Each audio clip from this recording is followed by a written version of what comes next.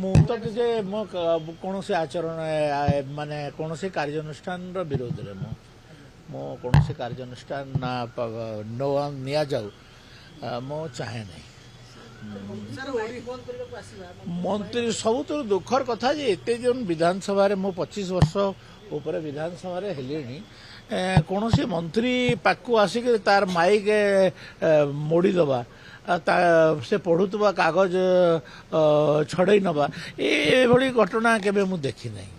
ଏଇଟା ଯେତେ ବି ନିନ୍ଦା କରାଯିବ କମ୍।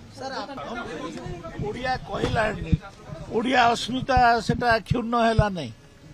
ଆଉ ମୁଁ ଯଦି ମୋ ଅଞ୍ଚଳର ବିକାଶ କଥା କହିବି ସେଥିରେ ଯଦି ଓଡ଼ିଆ ଅସ୍ମିତା କ୍ଷୁଣ୍ଣ ହବ ମୁଁ ସେଥିରେ ଲାଚାର ବାବୁ। ମୁଁ ଶୁଣ ଏଇଟା ଛାଡ଼ ଜାତୀୟ ସଙ୍ଗୀତ ମୁଁ ଗୋଟିଏ କଥା ସ୍ପଷ୍ଟ କରିଦେବା ପାଇଁ ଚାହୁଁଛି। ସୁପ୍ରିମକୋର୍ଟ କହିଦେଲା ଯେ ଦେयर ଇଜ୍ नो ଷ୍ଟେଟ୍ ଆନ୍ଥମ୍। ରାଜ୍ୟର ସଙ୍ଗୀତ ହେଇପାରିବ ନାହିଁ, ରାଜ୍ୟର ପତାକା ହେଇପାରିବ ନାହିଁ, କେନ୍ଦ୍ରର ଗୋଟିଏ ନ୍ୟାସନାଲ ଫ୍ଲାଗ ଏବଂ ଗୋଟିଏ ନ୍ୟାସନାଲ ଆନ୍ଥମ୍ ହବ। ଶୁଣ ମୁଁ ପୁରା କରିଦିଏ। ଶୁଣନ୍ତୁ, ଉତ୍କଳ କଳିଙ୍ଗ କୌଶଳ ମିଶିକରି ଓଡ଼ିଶା ରାଜ୍ୟ ତିଆରି ହେଇଥିଲା। ବନ୍ଦେ ଉତ୍କଳ ଜନନୀରେ କେବଳ ଉତ୍କଳର ପ୍ରଶଂସା ଅଛି। ମୁଁ ଓଡ଼ିଶା ବନ୍ଦେ ଓଡ଼ିଶା ଜନନୀ କରନ୍ତୁ, ମୋର କିଛି ଆପତ୍ତି ନାହିଁ। କିନ୍ତୁ ତିନିଟା ଅଞ୍ଚଳକୁ ମିଶେଇକରି ଆପଣ ଓଡ଼ିଶା ପ୍ରଦେଶ କରିବେ ଏବଂ ଗୋଟିଏ ଅଞ୍ଚଳର ଜୟଗାନ ହେବ ଆଉ ଦିଟା ଅଞ୍ଚଳକୁ ଛାଡ଼ି ଦିଆଯିବ। ଏଇଟା ଆପଣ ମାନେ ଗ୍ରହଣ କରିପାରୁଛନ୍ତି କି?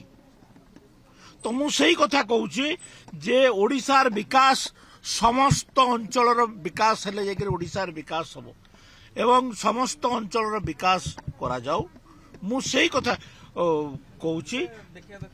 କ୍ଷମତାର ବିକେନ୍ଦ୍ରୀକରଣ ହେବା କଥା, ବିକାଶ ସବୁ ଦିଗରେ ପହଞ୍ଚିବା କଥା ଏବଂ ସବୁ ଜାଗାର ଯେଉଁ କୋରାପୁଟ ଅଞ୍ଚଳର ଭାଷା ଅଛି, ସମ୍ବଲପୁର ଅଞ୍ଚଳର ଭାଷା ଅଛି, କଟକ ଜଗତସିଂହପୁର ଅଞ୍ଚଳର ଭାଷା ଅଛି, କିନ୍ତୁ ସବୁଥିରୁ ଗୋଟିଏ ଓଡ଼ିଆ ଭାଷା ବି ଅଛି।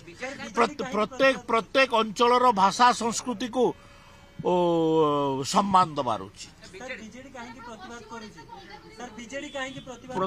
ବିଜେଡି ପ୍ରତିବାଦ ଏଥିପାଇଁ କରୁଛି ଯେ ତାର କୌଣସି ସ୍ଥିତି ପଶ୍ଚିମ ଓଡ଼ିଶାରେ ନାହିଁ। ଏବଂ ମୁଁ ତ ବିଜେଡିକୁ ନିନ୍ଦା ଏଥିଲାଗି କରୁଛି, 24 ବର୍ଷ ସରକାରରେ ପଶ୍ଚିମ ଓଡ଼ିଶା ନୁହେଁ ଉପକୂଳ ଓଡ଼ିଶାର ବି କ'ଣ ଉନ୍ନତି ସେମାନେ କରିଛନ୍ତି ସେମାନେ ତାର ହିସାବ ଦିଅନ୍ତି।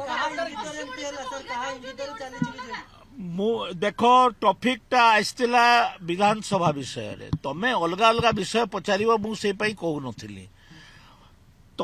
ତମେ କ୍ଲିପଟା ଦେଖିଛ କି? କ୍ଲିପ ତ ଦେଖିନ। ବନ୍ଦେ ଉତ୍କଳ ଜନନୀ ଉପରେ ଥିଲା। ବନ୍ଦେ ଉତ୍କଳ ଜନନୀଟା ମୁଁ କହିବା ପାଇଁ ଚାହୁଁଛି ଯେ ଓଡ଼ିଶା ଯେତେବେଳେ ତିଆରି ହେଇଥିଲା ସେତେବେଳେ ଉତ୍କଳ କଳିଙ୍ଗ କୌଶଳ ତିନିଟା ଅଞ୍ଚଳକୁ ନେଇକରି ତିଆରି ହେଲା। ଏବଂ ତୁମେ ଆଜି କହିବ ଯେ କେବଳ ବନ୍ଦେ ଉତ୍କଳ ଜନନୀ, ତାହେଲେ କୌଶଳ ଜନନୀ କୁଆଡ଼େ ଗଲା, କଳିଙ୍ଗ ଜନନୀ କୁଆଡ଼େ ଗଲା? ମୁଁ ଚାହୁଁଛି ଏମିତିଆ ଗୋଟେ ଗୀତ ବାହାର କର ଯୋଉଟାକି ଓଡ଼ିଶାର ସବୁ ଦିଗରେ 30ଟା ଜିଲ୍ଲାର ତାର ସମ୍ମାନ ରହିବ। ଏଥିରେ ଭୁଲ କ'ଣ ମୁଁ ଜାଣିପାରିଲି ନାହିଁ। ରାଜା ସାଇଁ ସବୁବେଳେ ସମ୍ବଲପୁର ଅଞ୍ଚଳର ବିରୋଧୀ, ଆଉ ସେ ହେଉଛନ୍ତି ଓଡ଼ିଶା ବିଭାଜନର ମୂଳକର୍ତ୍ତା। ତ ଶୁଣନ୍ତୁ, ଯେଉଁମାନେ ରାଜ୍ୟର ବାହାର ଲୋକ ଦ୍ୱାରା ପରିଚାଳିତ ସେମାନେ ଏସବୁ କଥା କ'ଣ କହିବେ? ସେମାନଙ୍କର କି ଅଧିକାର ଅଛି ଓଡ଼ିଶା ବିଷୟରେ କହିବେ?